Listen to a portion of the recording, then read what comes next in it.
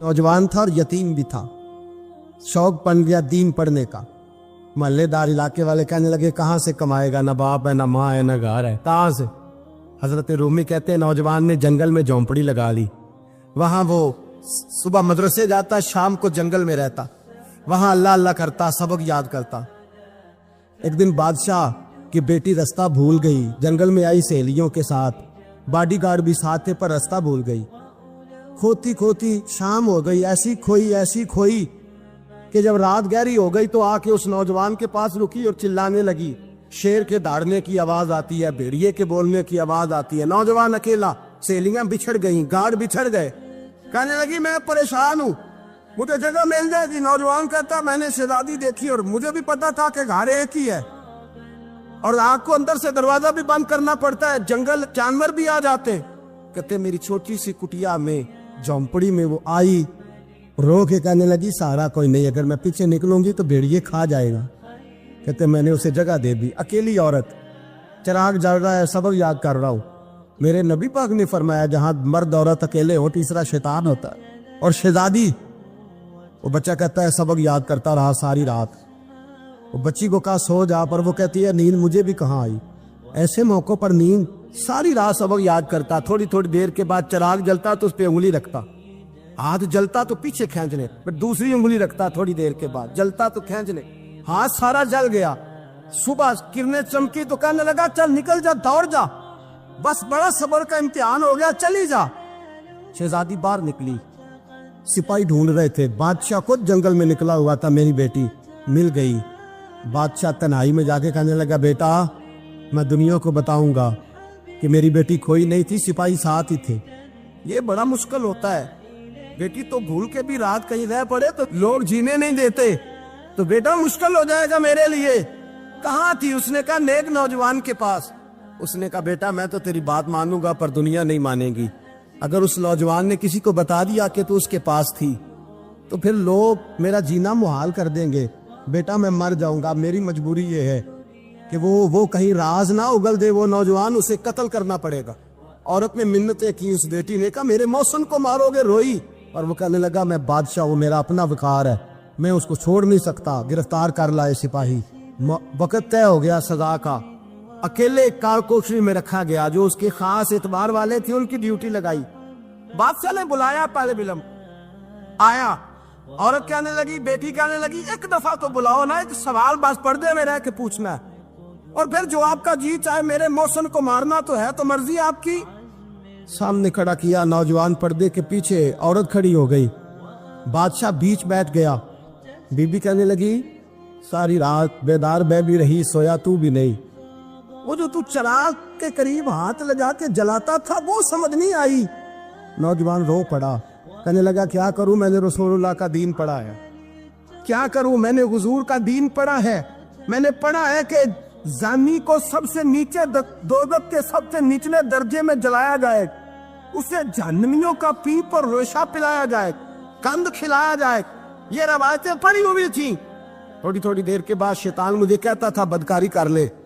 मैं अपना हाथ उसी वक्त जब शैतान मशवरा देता तो मैं आग पे करता। मैं कहता अगर ये बर्दाश्त हो गई तो वो भी हो जाएगी। जब हाथ जलता तो मैं समझ जाता नहीं तुझसे तो ये नहीं बर्दाश्त होती तो वो कैसे होगी। फिर मुझे शैतान मशवरा देता कोई देख नहीं रहा तो बुलाने नहीं गया, खुद आई, मैं दूसरी उंगली लगा देता। मैंने हाथ जलाया और मैं समझ गया जब छोटे से चिराग की इतनी सी शमा की आग नहीं बर्दाश्त होती तो दोज़ख कैसे बर्दाश्त होगी।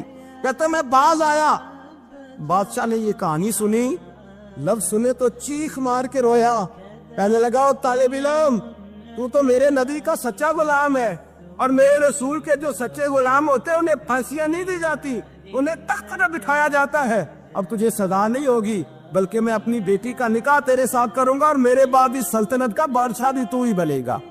अब वो नौजवान वहां नारे लगा रहा है, कहता लोगों तुम मुझे कहते थे दीन से क्या मिलता है, दीन से तो अल्लाह तख्त ताज भी अता फरमा देता है। अगर नौजवान शर्मो हया वाले बन के रहे अल्लाह सारी इज्जतें दे देगा। देखे ना अल्लाह के फजल से इज्जत मिलती है और जब कोई इज्जतदारों जैसा काम ही ना करे। एक बात और अर्ज करनी है पर वक्त थोड़ा रह गया।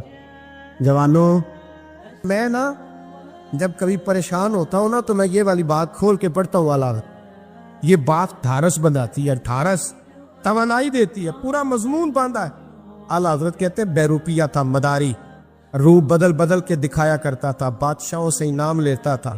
ایک دن اورنگزیب عالمگیر کے پاس آ گیا, کہنے لگا میں روپ بدلوں گا, اگر آپ پہچان نہ سکے تو میں انعام لوں گا.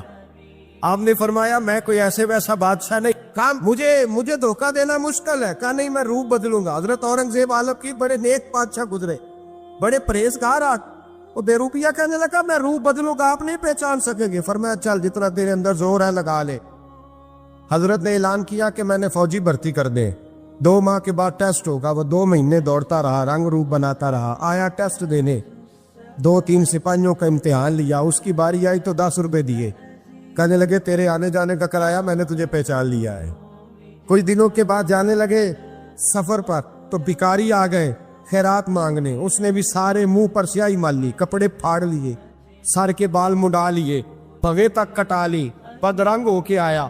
کاسا آگے کیا تو حضرت نے 10 روپے ڈالے, کہنے لگے تیرے آنے جانے کا کرایہ میں نے پہچان لیا ہے. کچھ دن گزرے تو ٹیچر کی ضرورت تھی. اس نے مونچھیں بڑی کر لی, داڑھی نکلی لگا لی, سر پہ جنا کیپ پہن لی, ایک شیروانی لے لی اور ہاتھ میں چھڑی پکڑ کے آیا. کہنے لگا میں استاد ہوں, 2-4 بندوں کا امتحان لیا, اس کی باری آئی تو 5 روپے دیے, 10 روپے دیے, کا تیرا کرایہ میں نے پہچان لیا. 2 سال گزر گئے. وہ جب بھی آتا حضرت پہچان لیتے. ایک دن سفر پہ جا رہے تھے, بہت بڑا لشکر تھا, جہاد کرنے جا رہے تھے اورنگزیب عالمگیر.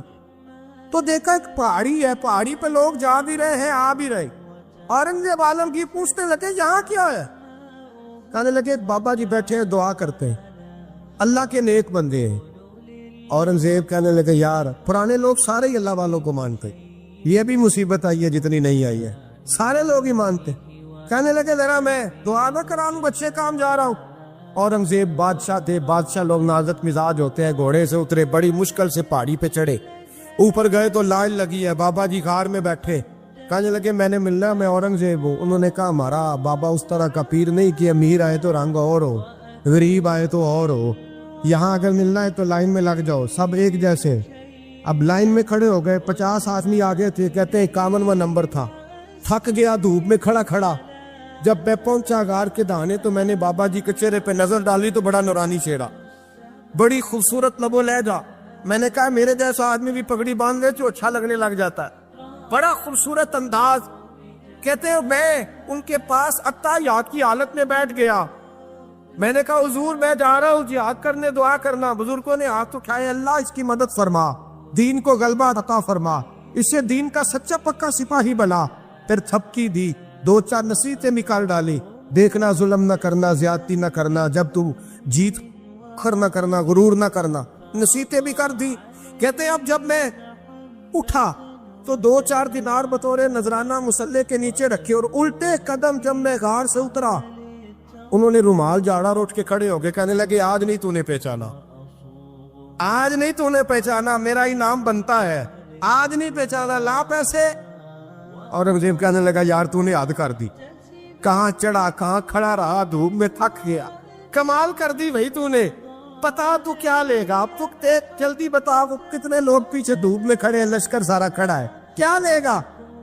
اس نے کہا سب سے قیمتی ہیرے وہ ہے جو تیرے سر کے تاج میں لگے ہوئے, مجھے تیرا تاج چاہیے. او بھائیو سننا اور یاد رکھنا, میرے اعلیٰ حضرت کہتے ہیں بادشاہ نے سر کے اوپر سے تاج اتارا, بہروپیے کے قدموں میں رکھا اور کہنے لگے یہ لے, اور یہ تو تیرا مانگنے پر میں نے دیا ہے نا, میں واپس آتا ہوں تو آنا میں اپنی مرضی سے بھی تجھے دوں گا. تو نے اورنگزیب جیسے بندے کو دھوکہ دیا, آنا میں اس وقت بھی دوں گا. وہ دے کر بس بات ختم ہو گئی, حق ہو گئی. دے کر کہتے ہیں جب میں پلٹا نا واپس, بہروپیے نے آواز دی بادشاہ ٹھہر جا. تو میں نے پلٹ کے دیکھا تو کہنے لگے یہ اپنا تاج لے جا, اٹھا اور لے جا. میں نے کہا 2 سال بیت گئے تجھے محنت کرتے, آج قابو آیا تو لے جاؤ. کہنے لگا لے جا, مسئلہ سمجھ میں آ گیا. میں نے کہا مجھے بھی تو سمجھانا.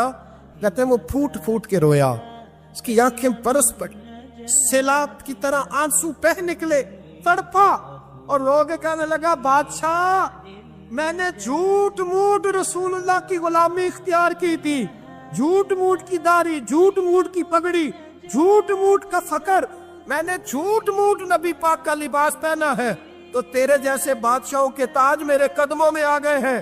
اگر میں سچ مچ رسول اللہ کا غلام بنوں گا تو اللہ کیا کچھ عطا فرمائے، اللہ کتنی نعمتوں سے نوازے۔ میرے اعلیٰ کیا فرماتے ہیں؟ اعلیٰ حضرت فرماتے ہیں فرشتے بھی کرتے ہیں تعظیم میری۔ کون جی؟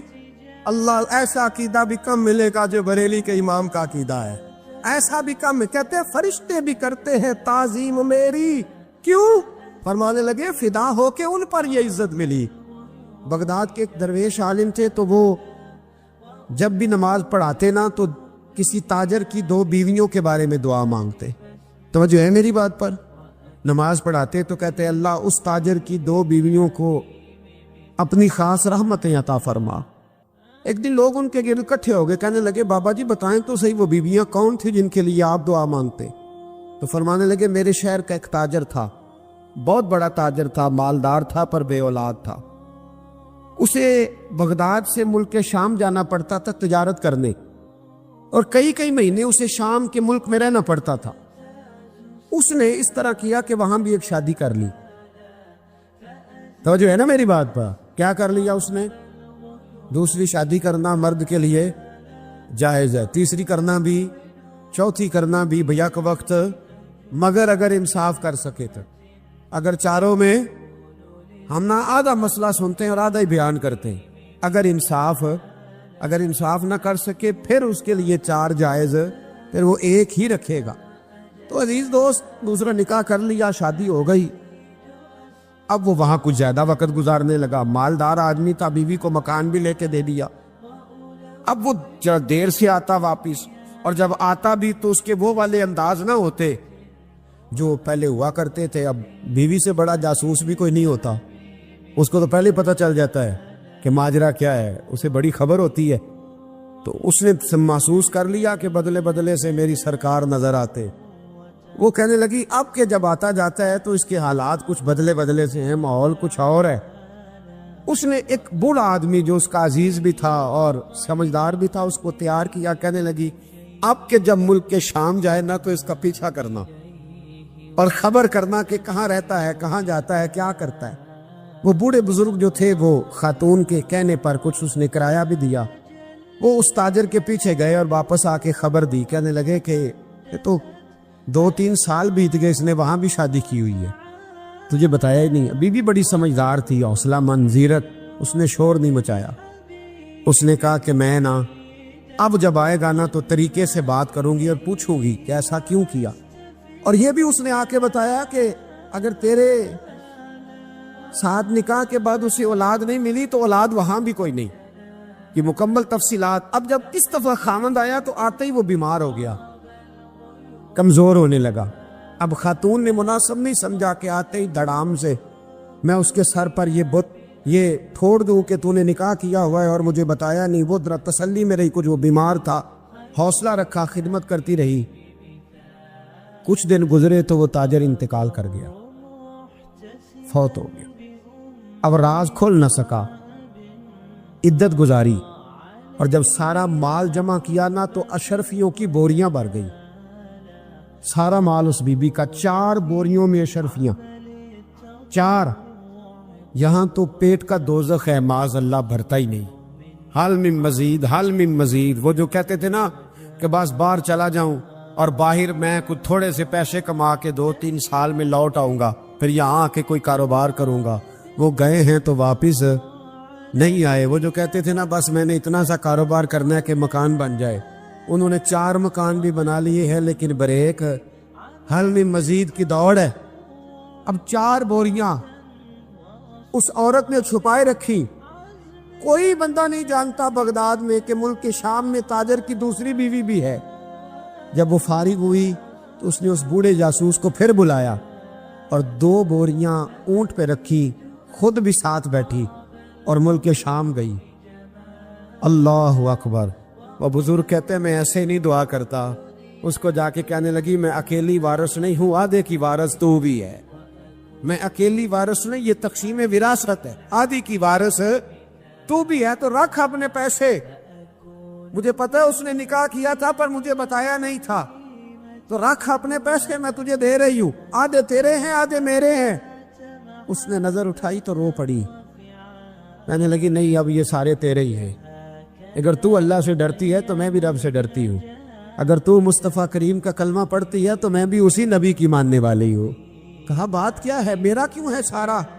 تو وہ خاتون کہنے لگی وہ 2 سال 3 سال سے میرے ساتھ نکاح تھا اور اس نے بتایا تھا مجھے کہ میری بیوی بھی ہے، اور میں غریب تھی تو میرے والدین کو بھی بتایا تھا کہ میری دوسری شادی ہے۔ یہ مکان اس نے مجھے لے کے دیا تھا، میرے تمام اخراجات وہ پورے کرتا تھا، نان و نفقہ کا خیال رکھتا تھا، لیکن اب کہ جب وہ آیا تو وہ بیمار تھا۔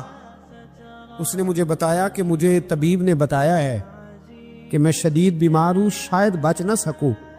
تو کہنے لگی وہ مجھے کئی لاکھ روپے بھی دے گیا اور جاتے دفعہ مجھے طلاق بھی دے گیا، فارغ کر گیا۔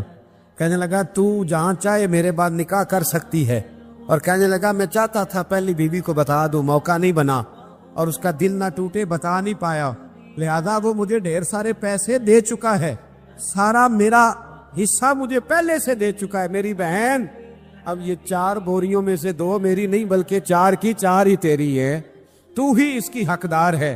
تو بزرگ کہتے ہیں مجھے بتاؤ جن کے اندر اس قسم کے تقوی کی جھلک ہو ان کے لیے ہر نماز کے بعد دعا مانگنی چاہیے کہ نہیں مانگنی چاہیے؟ حضرت عمر کے زمانے میں نا ایک نوجوان تھا، نیک تھا، مسجد جایا کرتا تھا رات کو۔ تو مسجد جا رہا تھا تو رستے میں ایک عورت نے دعوت گناہ دی، ابن عساکر نے اس کو لکھا ہے۔ تو نوجوان تھا، خواہشات تھی، کچھ طبیعت مائل ہو گئی، ابھی ادھر جا ہی رہا تھا کہ کسی نے آیت پڑھ دی والی من خاف مقام ربی جنتان، جو رب کے سامنے کھڑے ہونے سے ڈرے گا اللہ 2 جنتیں دے گا۔ واقعی ڈر گیا، وہ واقعی ڈر گیا، اتنا ڈرا کہ بے ہوش ہو کے گر پڑا۔ بیماری سے لوگ بے ہوش ہوتے ہیں، پیسے ڈوب گئے بے ہوش ہوتے ہیں، بچے کے غم میں بے ہوش ہوتے ہیں۔ سچ بتاؤ کبھی خوف خدا سے بھی بے ہوش ہوتا کوئی دیکھا ہے؟ ہمارے ہاں تو روز مرہ ہی نہیں ہے بھائی، اور بڑی باتیں ہیں بے ہوش ہونے کی، ڈرنے کی، غش کھانے کی۔ بے ہوش ہو کے گر پڑا، بوڑھے باپ کو کسی نے بتایا بچہ بے ہوش پڑا ہے، اٹھا کے گھر لائے، گھر لا کے کہا بیٹا کیا ہوا؟